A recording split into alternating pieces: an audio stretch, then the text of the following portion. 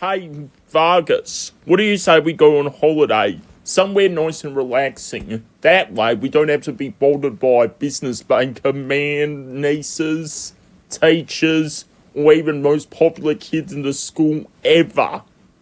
Indeed it would. But whereabouts shall we go, Norman? Oh, I found a place, Vargus. Somewhere nice and tropical. You're gonna love it, trust me. Why not? Anything is better than school. Let's go. Wait, hold on, Vargus. We need some disguises. We can't just sneak on a plane as students. That way, the adults will ask so many stupid questions like, aren't you supposed to be at school? Where is your teacher? And all that bullsnot. Now, hold still a minute, Vargus, while I go and get some costumes for the two of us. And so? There we go. Now we look perfect enough to travel on holiday without any adults suspecting us. And luckily for me, I was able to find a helmet big enough for your giant skull head, Vargus. Yeah, that. How are you supposed to see out of this thing? Don't worry about it now, best friend. Let's vamoose.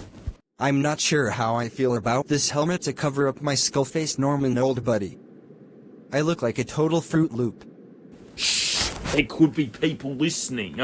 We're supposed to keep in a low profile and stay as quiet as mice until we arrive at our holiday destination. Got it? I guess. But what is our parents, also known as your mom, dad, and my parents, my mom and stepfather, going to say when they notice us missing? Oh, relax, Vargus. I asked an expert on robots, Sir Jason Allen Hatt, to build robot duplicates of us so they can go to school in our place. Mr. Jamie Foster Clips and the others, such as Hannah Nicole Reginald, the banker businessman's niece, wouldn't suspect a thing. I'm pretty sure he is an expert of collecting robots, not making them. And so at the Toyland airport. Name, please.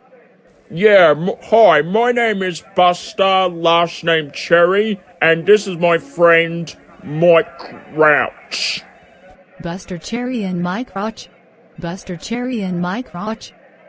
HMMMM. You're in luck, Mr. Buster Cherry and Mr. Mike Rotch. There is one plane available for the two of you. Enjoy. Great!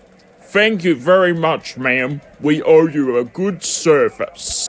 Wow! I cannot believe that worked. Those plane-flying high airplane people didn't suspect a thing at all. I know, right? Looks like this is going to be smooth sailing for the both of us. And with no adults suspecting a thing, what could possibly go wrong, am I right? But meanwhile on the other side of the plane. Hey Buster, look, there's some weird-looking adults on the plane that look exactly like us. Expect the one whom is posing as me is wearing a stupid-looking helmet. Don't be stupid, Mike. Those adults always wear funny-looking clothes all the time, so they can't be us. Can they? I'm serious, Mr. Buster Cherry. We better investigate and find out if they are really our adults or not. Calm down, Mike Rotch. I know that we are on holiday and everything. But you don't have to compare every person you see on this plane as us. Next you will be telling me Trump is no longer president of the USA. Now why would you do a thing like that? Slapping my hat off my head. I don't want anyone to see that I'm almost bald under my hat, Mr. Mike Rotch.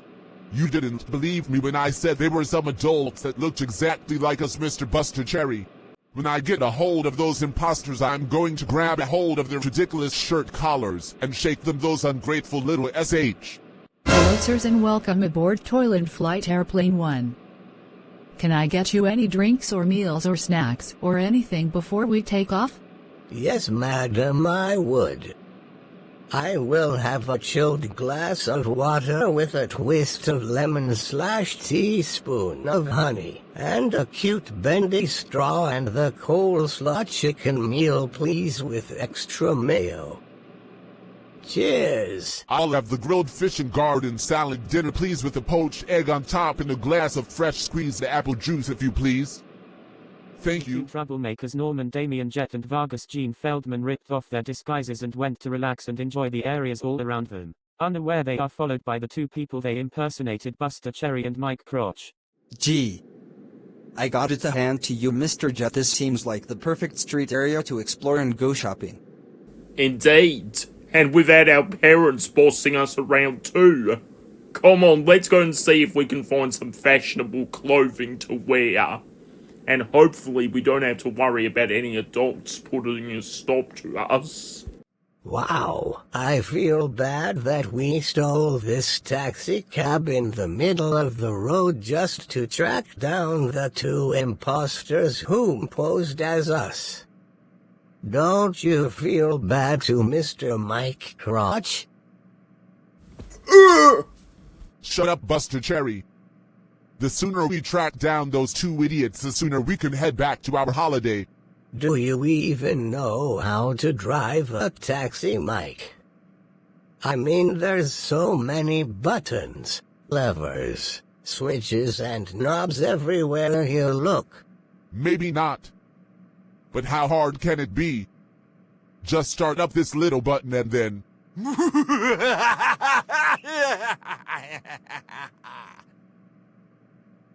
We're off. To put a stop to those two impersonators it is. Oh boy. Something tells me this is probably going to end badly, just like when I went shopping with Mike's wife. Hey Vargus, who am I making like? Help me, Obi-Wan Kenobi. You're my only hope. Well, that was real fictional of you to do that impersonation. Don't you mean science fictional? Let's get this outfit then. Off your stepfather's credit card. Have you got it on you by any chance? Yes, got it right here. Awesome. Thanks, Vargus. What would I do without you? Just what I thought, they are shopping with one of their parents' credit cards. The no-good troublemaking teen imposters of ours. Just wait until we get a hold of the two Buster, and then we will finally take our sweet revenge. Isn't this a bit too far, Mike? I mean, seriously, they are just children. They may be troublemakers, but I'm pretty sure they mean well. There you go again, Mike, slapping my hat clean off my head. Cripes, have you been taking your medicine lately? That's not important right now, Mr. Buster Cherry. What is important, we need to find out their next location area. Next stop, the Laughing Narwhale pub. And I think I know exactly where that is. Come on. Coming, Mr. Mike Rotch, I'm a 66-year-old man, wait up. Soon the two Norman Damian Jett and Vargus Gene Feldman end up going to the Laughing Narwhale pub bar for a quick tasty yummy bite to eat and a drink. You know, for a pub bar that sells flat soda pops, expired gin, disgusting leftover alcoholic ale, and moldy burnt biscuits, Norman. This place is actually pretty nice. Indeed. And we don't have to worry about paying the bill. We'll just dine and ditch like we do with the other restaurants back at home in Toyland. Are you sure you two said that you're old enough to drink the flat soda pops, alcoholic ale, and gin too? Trust us, old man. We got a credit card, so we're A-okay of trying anything this restaurant throws at us. No point arguing with a customer. Here you go, boys. Bon appetit. Enjoy.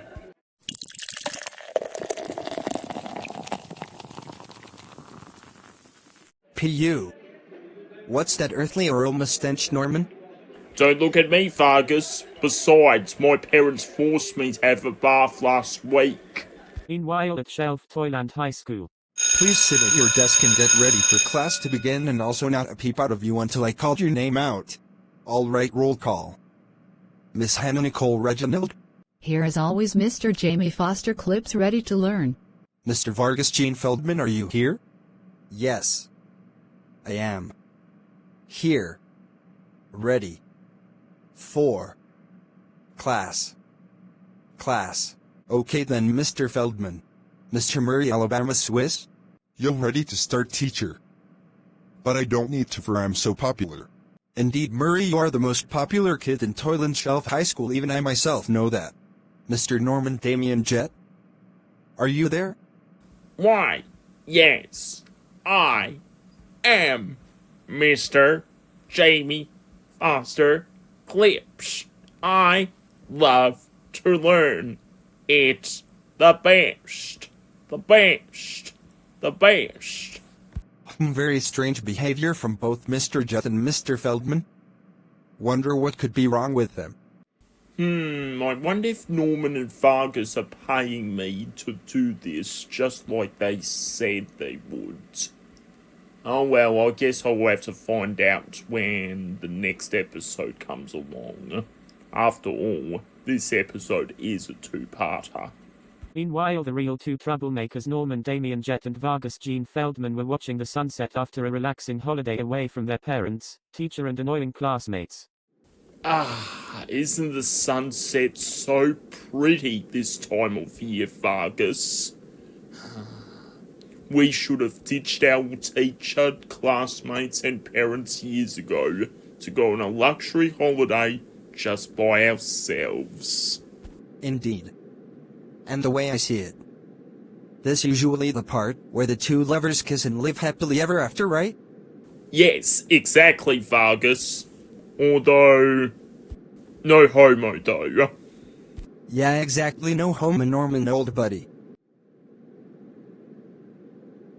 Norman, old buddy? Yeah, Vargus? Is it true this one animated character told something about great kings of the past looking down upon us from the stars above? I don't really know, Vargus. Well, I bet there is some extreme alien hidden life somewhere among the planets Mercury, Venus, Mars, Jupiter, Saturn, Uranus, and of course Neptune.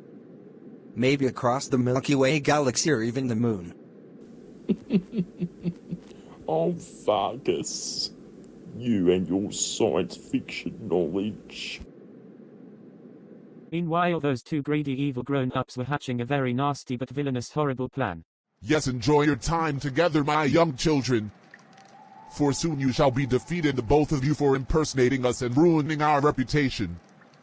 Right, Buster, old buddy? Can we just take a break, please, Mr. Mike Rotch? I'm getting so tired. In my old age, I haven't had my afternoon nap yet. All in good time, Mr. Buster Cherry, all in good time indeed.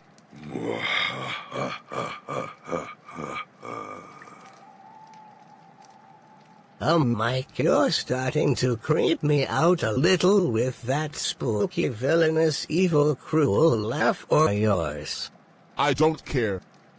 For once I get rid of those imposters, no one can stop our biggest plan of them all. And what biggest plan is that, Mr. Mike Rotch? Stealing that credit card those two knuckleheads got with them. Think about it, Buster, everything we ever wanted. Lobster dinners, beautiful pretty babes by the pool, all the rich wealthy things we cannot afford in long walks on the beach. Living in golden wealthy luxury, just the two of us. I knew it was something villainous and terrible like that. Oy vey. Will Norman Damian Jett and Vargus Gene Feldman get in trouble for stealing Vargus's stepfather's credit card? Will Mr. Mike Rotch and Mr. Buster Cherry, those credit card thieves, get sweet dish served cold revenge on Norman and Vargus for impersonating them both? And will Sir Jason Allen Hatt get in trouble for making exact double robot copies of the Mischief Maker duo? All this and more huge, amusing, awesome, curious questions are on the next part, to be concluded. He's Harvey, sweetest furry pussycat around. Yeah, yeah. I'm Harvey.